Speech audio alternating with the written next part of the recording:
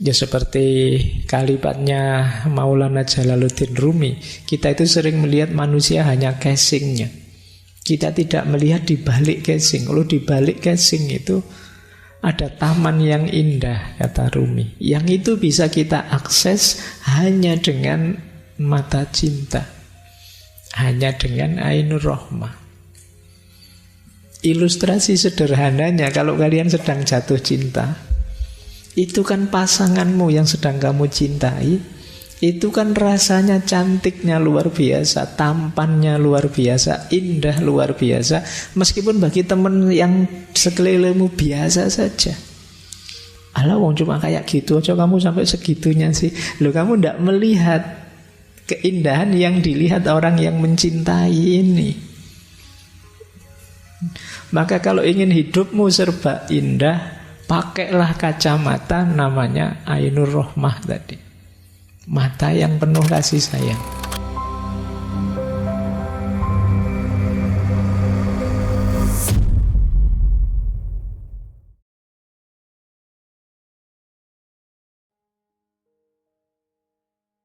Saya buka dengan kalimatnya Osho. Tidak ada cinta yang biasa. Cinta itu tidak mungkin biasa-biasa saja. Kalau biasa-biasa maka itu bukan cinta. Menyebut cinta sebagai hal biasa berarti salah memahami seluruh fenomena cinta.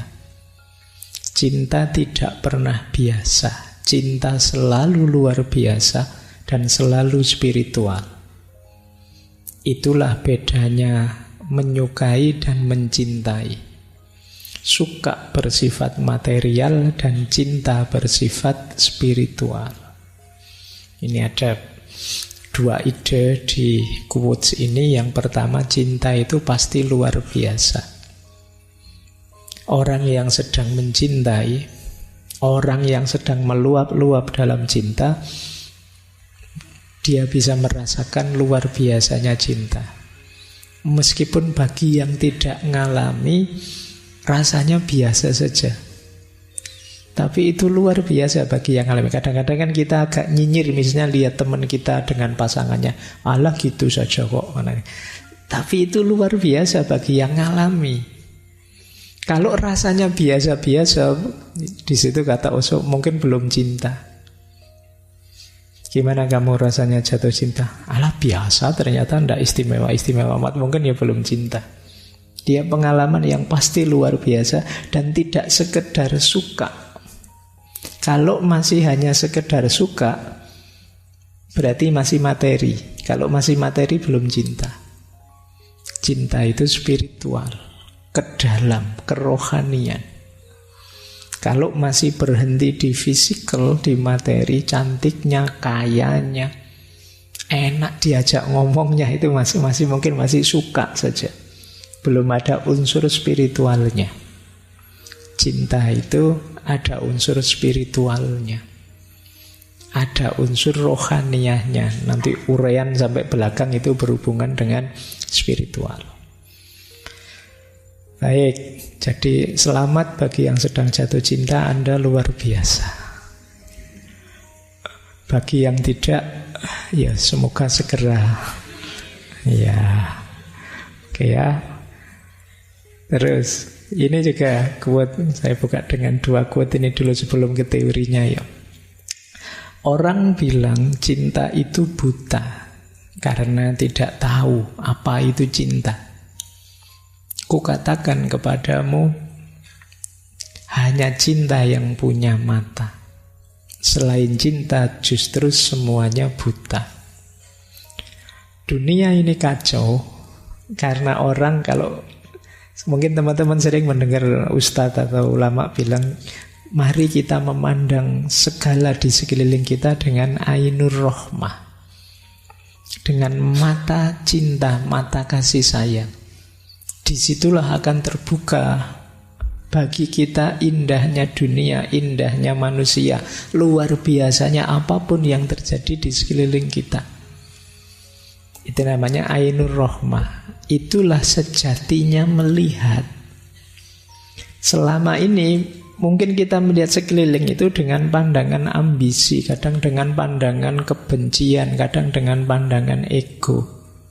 Bukan ainur rahmah, bukan pandangan yang penuh cinta. Apalagi era kampanye seperti hari ini, isinya pandangan kita itu banyak bencinya. Melihat apapun, apalagi kubu yang berbeda. Kadang-kadang hidup, isi pikiran kita itu kan persaingan, keunggulan, kemenangan. Gimana caranya saya nomor satu, yang lain belakangan saja, gimana cara. Itu isi pikiran kita itu. Maka ya cara pandang kita bukan cara pandang cinta, bukan ainur rahmah tadi. Ya seperti kalimatnya Maulana Jalaluddin Rumi, kita itu sering melihat manusia hanya casingnya. Kita tidak melihat di balik casing. Kalau di balik casing itu ada taman yang indah, kata Rumi. Yang itu bisa kita akses hanya dengan mata cinta, hanya dengan ainur rahmah. Ilustrasi sederhananya, kalau kalian sedang jatuh cinta, itu kan pasanganmu yang sedang kamu cintai, itu kan rasanya cantiknya luar biasa, tampannya luar biasa, indah luar biasa. Meskipun bagi teman yang sekelilingmu biasa saja. Alah wong cuma kayak gitu aja kamu sampai segitunya sih. Loh, kamu tidak melihat keindahan yang dilihat orang yang mencintai ini. Maka kalau ingin hidupmu serba indah, pakailah kacamata namanya ainur rahmah tadi. Mata yang penuh kasih sayang. Ketika melihat manusia, kamu lihat kebalik dirinya. Di balik diri manusia itu ada banyak ayat-ayat yang indah. Bahkan ada wa nafakha fihi min ruhi, unsur ilahiyah di dalamnya yang maha indah. Cuma kita tidak akan bisa melihat itu kalau mata kita mata persaingan, mata iri, mata benci, mata ingin menaklukkan. Itulah yang membuat kata Osho, hanya cinta yang melihat, yang lain semuanya buta. Baik, kita lanjutkan ya. Oke, lumayan dapat 2 quotes. Sekarang kita lanjutkan ke teorinya. Nah, ini teorinya. Menurut Osho, cinta itu ada 3 dimensinya. Kalau teman-teman sedang hidup dalam cinta, coba perhatikan ada di level cinta yang mana yang sedang teman-teman rasakan sekarang. Ada dimensi kebinatangan, ada dimensi kemanusiaan, ada dimensi ketuhanan. Tema kita cinta spiritual itu yang tema dimensi ketuhanan. Dimensi kebinatangan itu berkaitan dengan kebutuhan biologis, tarikan-tarikan hasrat nafsu. Kata Osho, normal kita punya itu, punya nafsu, punya keinginan. Tapi jangan berhenti di dimensi kebinatangan ini. Kenapa berhenti di dimensi kebinatangan? Jatuhnya kita hanya ingin enak saja. Kita hanya ingin nyaman saja. Kita jadikan yang kita cintai sebagai alat kita untuk memenuhi keinginan dan kebutuhan kita.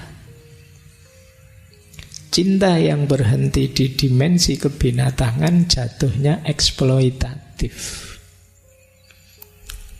Jadi jatuhnya memperbudak. Kata Osho, posesif. Kamu hanya milikku, tugasmu menggembirakanku, memenuhi keinginanku. Pokoknya segala kepentinganku harus terpenuhi dengan kehadiranmu. Nah, ini level kebinatangan. Yang kedua, level kemanusiaan. Kalau ini yang kita rasakan selama ini. Kalau yang pertama tadi kebutuhan biologis, kalau ini kebutuhan psikologis.